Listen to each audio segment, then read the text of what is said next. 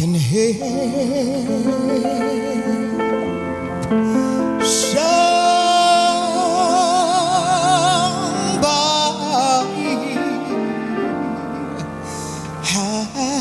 as I've passed along, then my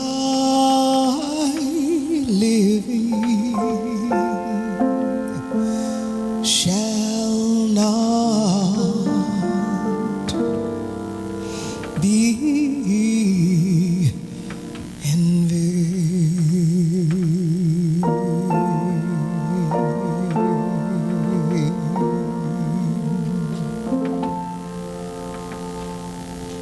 I read what I'm about to read to you in the New York Times this week on July 17th, in case you want to look for the article yourselves. 100% of revolutions, of victims fighting their oppressors, have been successful through fighting back, through bloodshed. 0 have been successful just over simply protesting. It doesn't, it has never worked, and it never will. You've got to fight back. That's the only way that a bully knows to quit. You've got to stand on your rights, just like George Washington did. Just like the other white rebels we celebrate and salute did.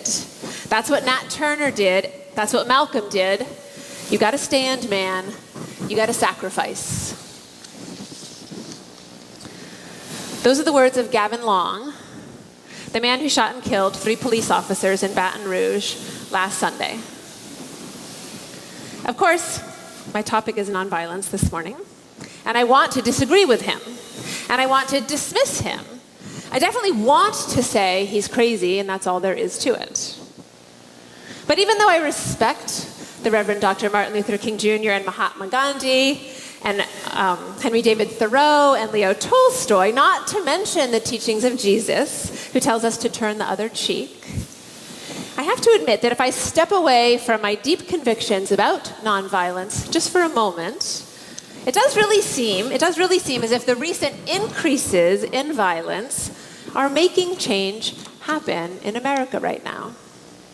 I don't want to believe it, or even say it, but I don't think there's much doubt that the violent actions of Micah Johnson and Gavin Long are getting people's attention. That even though we lift up the spirit and success of nonviolent overthrows of governments like the Velvet Revolution in Czechoslovakia, which ended communist rule without bloodshed, and the uprising of citizens in China in Tiananmen Square, and the more recent Arab Spring, we also know that the Velvet Revolution led soon thereafter to the Velvet Divorce and the breaking up of Czechoslovakia into the Czech Republic and Slovenia. And 27 years later, China still isn't doing much about improving the civil or human rights of its citizens, despite an untold number of deaths that day. Hundreds, if not thousands, died. And the Arab Spring has turned into a prolonged and violent winter. Violence seems to be in vogue these days. And in this country, it seems to be working, just as it always has. Ever since Trayvon Martin was shot by Michael Zimmerman in Florida 3 years ago, people have been marching and organizing and saying that something has to change. But it hasn't been until the last few weeks that mayors and governors and police chiefs across this country are saying things like, clearly, we don't view Black Lives Matter as a terrorist organization. We view Black Lives Matter as a partner, one that holds. Assistant Police Chief in Phoenix, Officer Michael Kurtenbach. Despite what I want to believe, it seems that the violence is leading to dialogue and the possibility of real change today. Police departments are working with urban activist leaders to build better community relationships, partnerships, and more accountability. At the very least, the conversations are starting, and if we're honest, one really can't help wondering if they'd be happening without the shocking and terrible killings of police officers. Not to mention the killings of unarmed Black men by police officers. As I said, violence seems to be in vogue these days, and it seems to be working. And in my reading this week, even Gandhi seemed to agree. Yes, even Gandhi tells the story of his son asking him about the use of violence. If I had been there when you were almost fatally assaulted, his eldest son asks, should I have run away and let you be killed? Or should I have used physical force to defend you? And Gandhi answered, I told him it was his duty to defend me, even by using violence. Hence it was that I took part in the Boer War, he continues, the so-called Zulu Rebellion and World War I. Hence also do I advocate training in arms for those who believe in the method of violence. I would rather have India resort to arms in order to defend her honor than that she should, in a cowardly manner, become or remain a helpless witness to her own dishonor. Apparently, Gandhi knew not only that feeling downtrodden, dismissed, disrespected, and devalued is what leads people to use violence in an attempt to regain their pride, he also knew that violence could be and has been effective in overthrowing unjust governments, large and small. But thankfully, Gandhi continues on. And he says, only I want to use India's and my strength for a better purpose. Strength does not come from physical capacity. It comes from an indomitable will. We feel too downtrodden now not to be angry and revengeful, but India can gain more by waiving the right of punishment. And we have better work to do, a better mission to deliver the world. It seems then that Gandhi's goal was to do more than just liberate India from British rule. He had the liberation of each individual from fear and helplessness, shame and victimhood in mind as well. So when so many of us are feeling fearful and helpless, depending on who we are, fearing for our own lives and the lives of our children and grandchildren, or because we are aware of the injustices in this time, in these violent times, and are unsure how to respond, this seemed like the right time to reassess our commitment to nonviolence and/or our convictions about when it is okay to use violence or the threat of violence. The subject became even more pressing for me in a conversation about current events with some of you this past week. A group of us were sitting and talking with Shelley Touchlook, the author of Witnessing Whiteness, and a new book, Living in the Tension, when Shelley said something like this to all of us.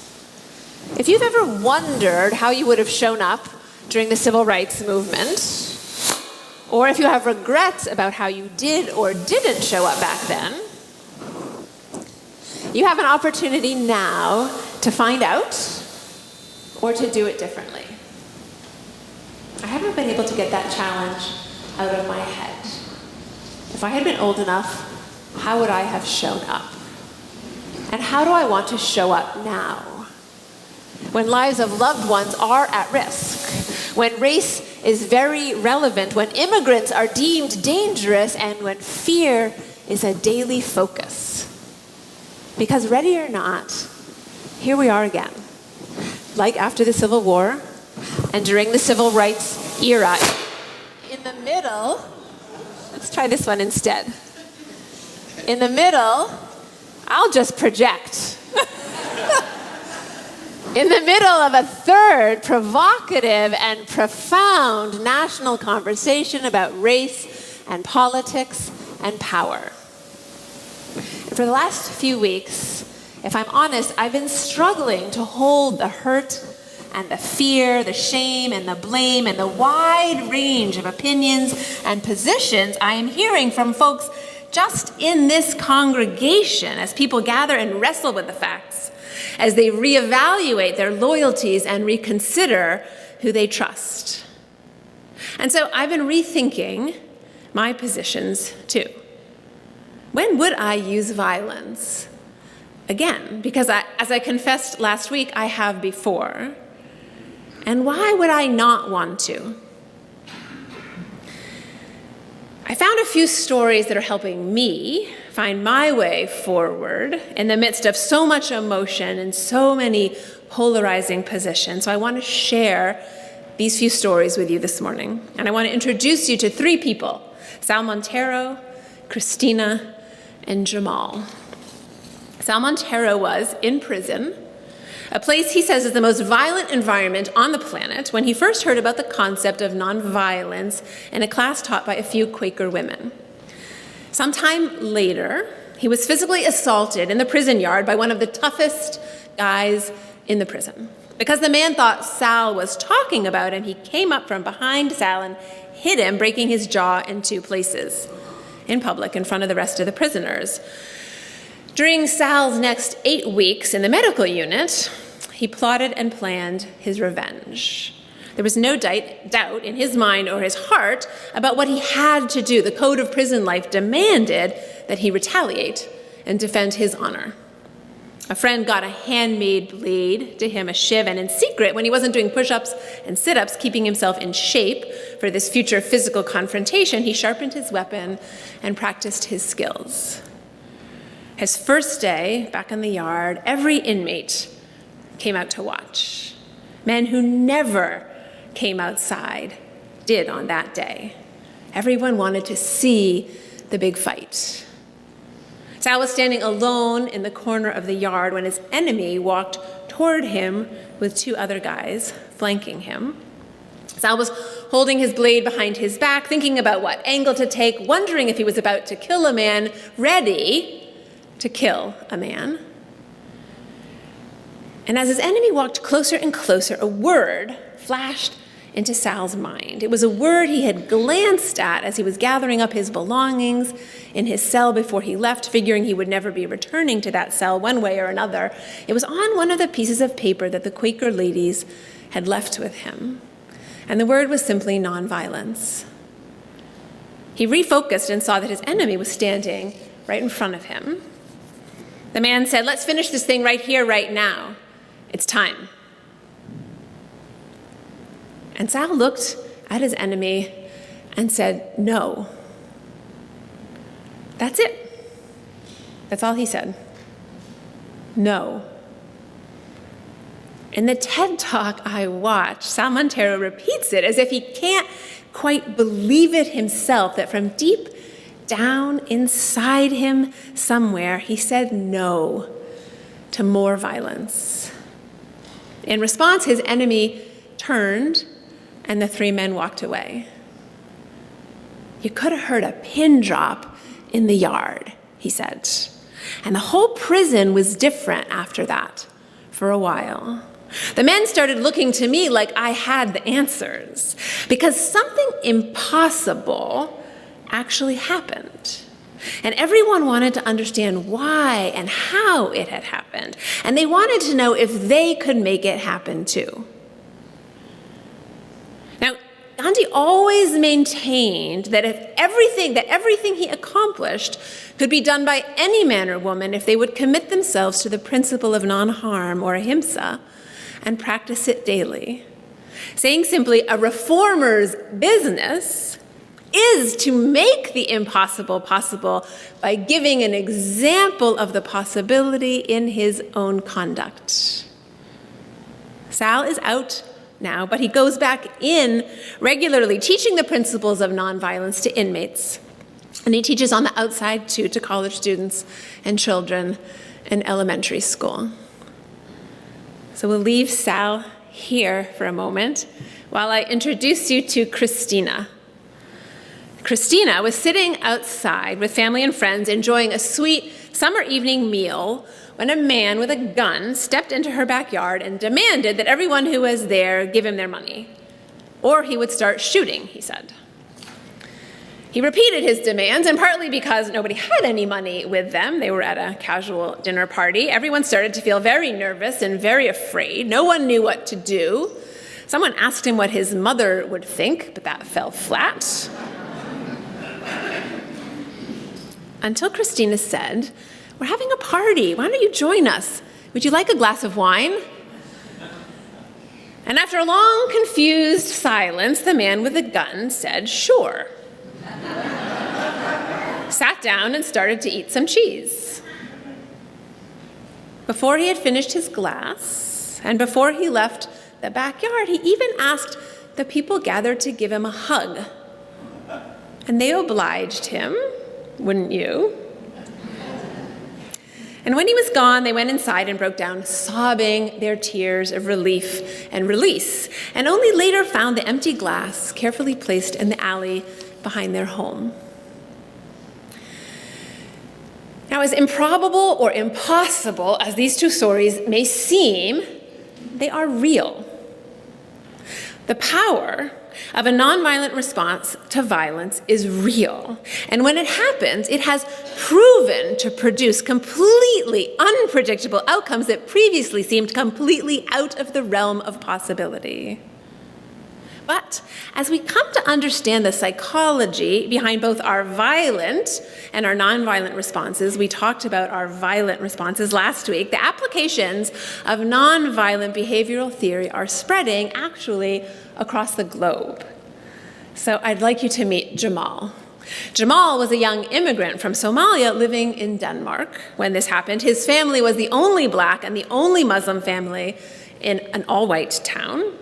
Kids teased him when he was little, asked him if his blood was the same color as theirs, and so he got into fight after fight after fight. It made him very unhappy, and it has made his father very unhappy too. And so as he got a little bit older, he changed his tactics. He started working harder at school, he started making jokes in the classroom, and he started making friends, and he started to feel that he was really becoming a part of his new community. And when he got to high school, in a formal debate about Islam, a classmate said that Muslims terrorize people and stone women. Jamal was just back from a Hajj, a pilgrimage to Mecca with his family, and he was full of a new pride for his religious identity, and so he lost his temper with that classmate, yelling at her in the schoolroom. The incident was brought to the attention of the school principal, who brought it to the attention of the police, and Jamal's life very quickly changed dramatically. He was put under house arrest, he had to miss his final exams, and during that very difficult year, his mother also died. Jamal felt that the stress and insults to his family were the cause of her death. It was during that very difficult year that Jamal also came into contact with a group of fellow Muslims who had also experienced discrimination in Denmark. They started gathering and talking about going to fight in Syria together. During that period of radicalization, as we call it today, he got a phone call from a local police officer. And just as he was about to hang up on him, the officer apologized. He said he was sorry for how Jamal's life had been turned upside down, and he took responsibility for the impact of the local police department's actions on him and on his family. He expressed his condolences for his mother's death. Jamal didn't go to Syria. He stayed in Denmark. And in 2015, even as the numbers of young people leaving for Syria from Europe was spiking, only one person left from the town of Aarhus, where Jamal lived. The Aarhus model, named for that town, is the first model to respond to political extremism and threats of violence by using the principles and evidence we now have from social psychology. There are strong correlations between humiliation and the search for an extremist ideology, law enforcement officials there say. Organizations like ISIS take advantage of people who, because of racism or religious or political discrimination, have been pushed to the margins of society. What we are doing is so unexpected, it creates an opening for people to think differently about their ideology. People expected to be treated harshly. Instead, they get the opposite. That kind of shock opens people's minds to maybe thinking they were wrong about their society that they perceived as their enemy. It opens a possible window into rethinking and reevaluating. Many of us are rethinking and reevaluating these days for our own reasons. Gavin Long's words got me rethinking things this week, and my own life is forcing me to reconsider too. Last week, I told a story of being grabbed by a man in a crowd and slapping him in response in front of everyone. And after my sermon, I didn't have a good answer when a young woman with tears in her eyes asked me, "What would you do now if someone were violent towards you again?" I didn't have a good answer, and so I had to think a lot this week. And I've come to realize I'm not fully committed to nonviolence as a way of life. Not yet. At least I'm not ready to give up violent response as a form of self-defense.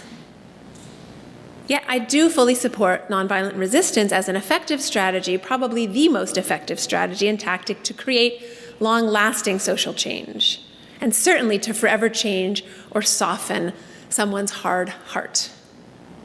Here's where I've landed. Here's why I've landed where I am. I imagine that if I'm ever attacked by surprise, I will defend myself again with physical force, and I would do the same if a loved one or one of you were being physically attacked in front of me, because to not defend myself or you feels like it would be a betrayal and disrespect towards your life or my life.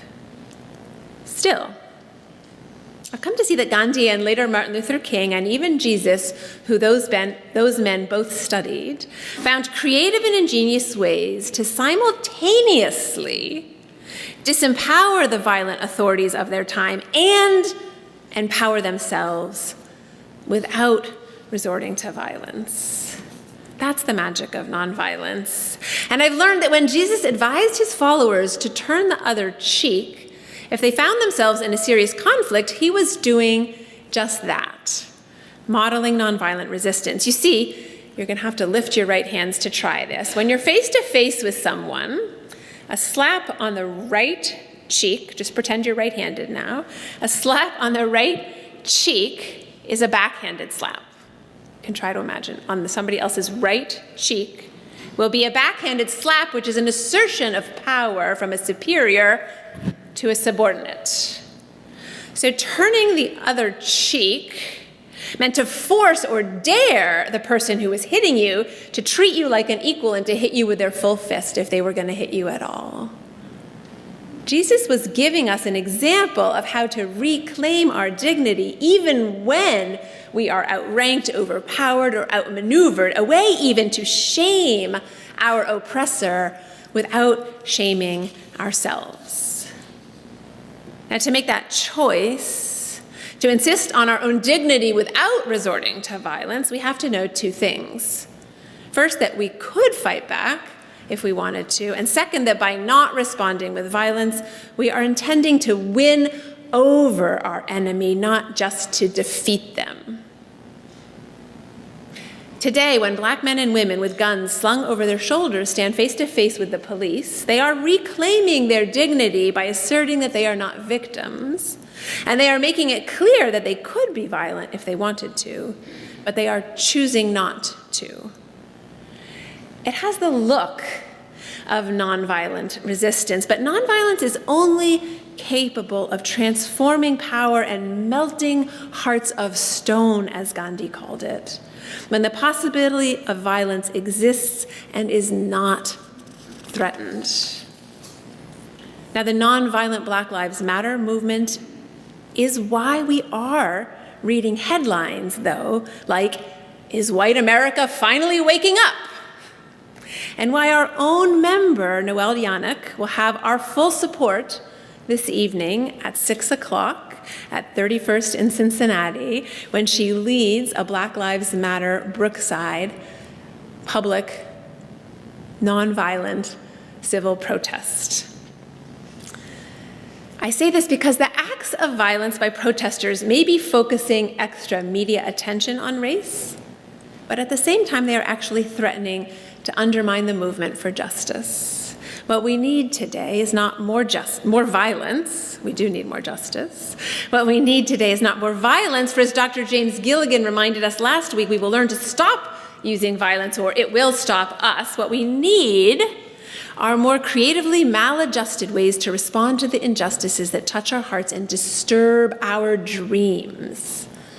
so that we, each one of us sitting here in this sanctuary this morning, may grow strong enough to feel afraid, even helpless, and still respond with respect and soul force, or satyagraha, in the moment, like Sal and Christine and Jamal, and during our organized protesters, if and when we are challenged face to face.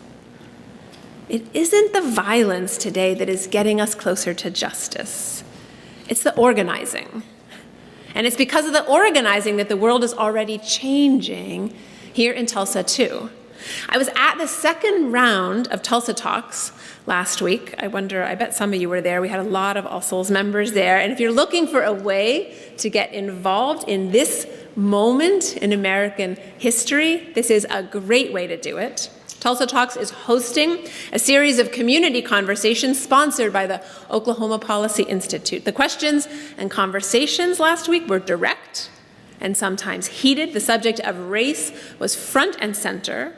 No hissing or booing was allowed, and the crowd was reminded a few times to show respect to all the speakers. And at the very end, after hearing from the panelists, which included law enforcement officials and city officials, no activist leaders yet, perhaps except for the moderator, Chief Jordan, our chief of police, came forward to stand in between the panelists behind him and the very diverse audience in front of him, and he said this: "My name is Chief Jordan, and I wear badge number 1, and I'm here to say that Black lives matter.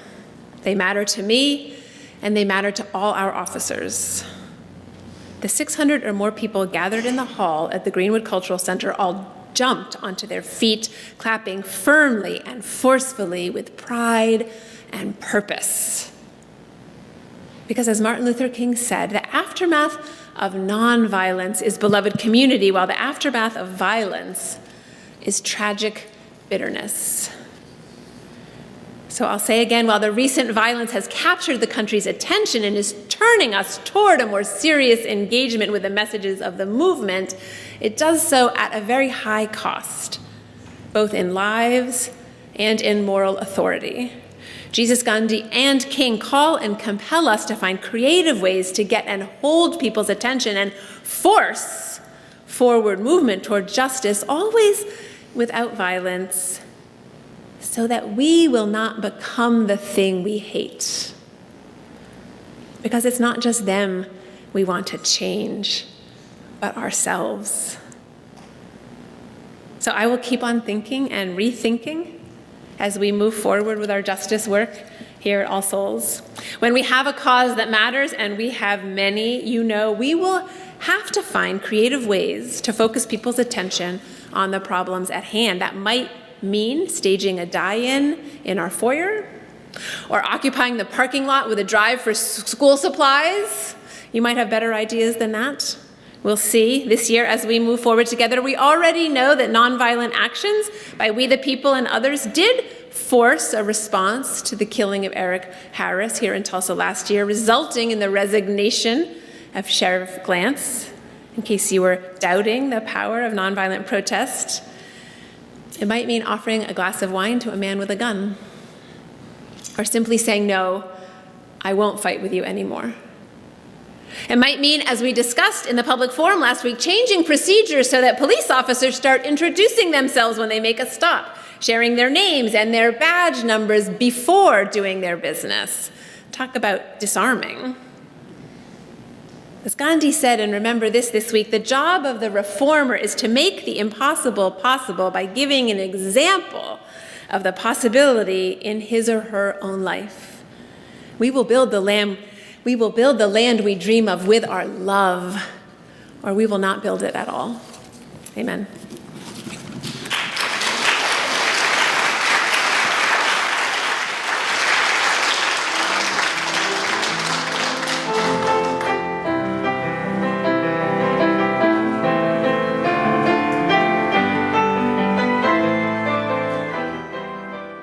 We are your church, and we are proud to be your church, or at least a church that's having a positive impact on your life. I am personally blessed to be your minister, or at least a minister who you're allowing to speak into your life. I hope you'll support our ministry and share your love beyond belief by texting LOVEBB to 41444 or go to our website.